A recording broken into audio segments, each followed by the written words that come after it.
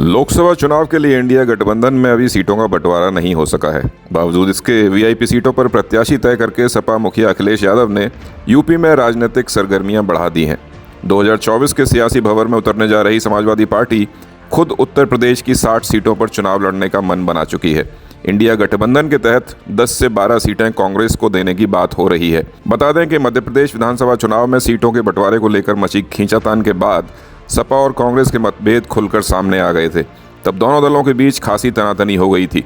सपा कांग्रेस के नेताओं ने एक दूसरे पर तीखे सियासी तंज भी कसे थे। अब सपा मुखिया अखिलेश यादव ने वीआईपी सीटों पर प्रत्याशी तय करने शुरू कर दिए हैं, जिसके बाद सियासी पारा चढ़ने की संभावना और बढ़ गई है। हाल ही में हुई इंडिया गठबंधन की बैठक में सीटों के बंटवारे पर सहमति बनी थी, जिसके लिए अलग से प्रतिनिधि तय करने पर जोर दिया गया था। लेकिन अभी तक गठबंधन में शामिल समाजवादी पार्टी और कांग्रेस ने सीट बंटवारे पर चर्चा के लिए कोई प्रतिनिधि तय नहीं किए हैं। इस बीच समाजवादी पार्टी मुखिया अखिलेश यादव ने यूपी की वीआईपी सीटों पर उतारे जाने वाले उम्मीदवारों के नाम फाइनल कर उन सीटों पर प्रचार भी शुरू कर दिया है। कहा जा रहा है कि प्रत्याशियों के नामों की औपचारिक घोषणा बाद में होगी, लेकिन इन वीआईपी सीटों पर सपा मुखिया और सपा के दूसरे दिग्गज नेताओं ने सहमति दे दी है। इन सीटों में आजाद पार्टी के मुखिया और भीम आर्मी चीफ चंद्रशेखर को भी चुनाव में उतारने का फैसला किया गया है। समाजवादी पार्टी ने चंद्रशेखर आजाद को नगीना सीट से चुनाव मैदान में उतारने का फैसला कर लिया है। बाकी सीटों पर कांग्रेस, रालोद और जनता दल यूनाइटेड को तरहीज देने पर समाजवादी पार्टी विचार कर रही है।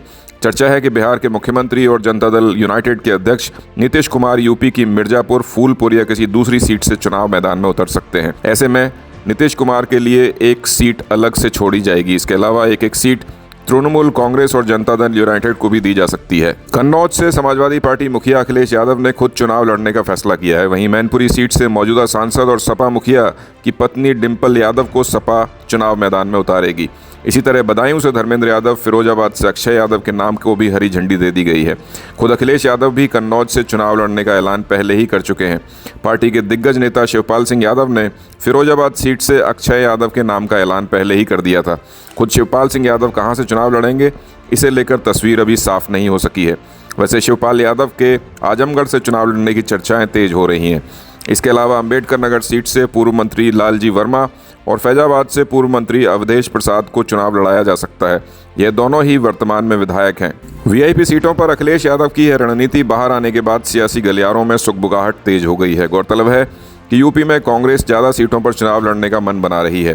प्रियंका गांधी, सोनिया गांधी और कांग्रेस अध्यक्ष मल्लिकार्जुन खड़गे जैसे दिग्गज नेताओं को कांग्रेस यूपी की कुछ चुनिंदा सीटों से चुनाव लड़ाना चाहती है। ऐसे में बिना कांग्रेसी खेमे की राय मशवरे के अखिलेश यादव के कदम से सियासी तापमान बढ़ गया है। इंडिया गठबंधन के रणनीतिकारों को डर है कहीं मध्य प्रदेश चुनाव में सीट बंटवारे की तनातनी की तरह लोकसभा चुनाव में भी समाजवादी पार्टी और कांग्रेस के बीच फिर से तनातनी ना शुरू हो जाए। आपसी खींचतान और वाद विवाद से बचने के लिए इंडिया गठबंधन के नेताओं ने अखिलेश यादव की घोषणा पर अंदर खाने मंथन शुरू कर दिया है। सीट बंटवारे को लेकर इंडिया गठबंधन में समाजवादी पार्टी और कांग्रेस के बीच की लड़ाई कहां तक जाएगी, यह तो आने वाले समय में ही मालूम हो सकेगा।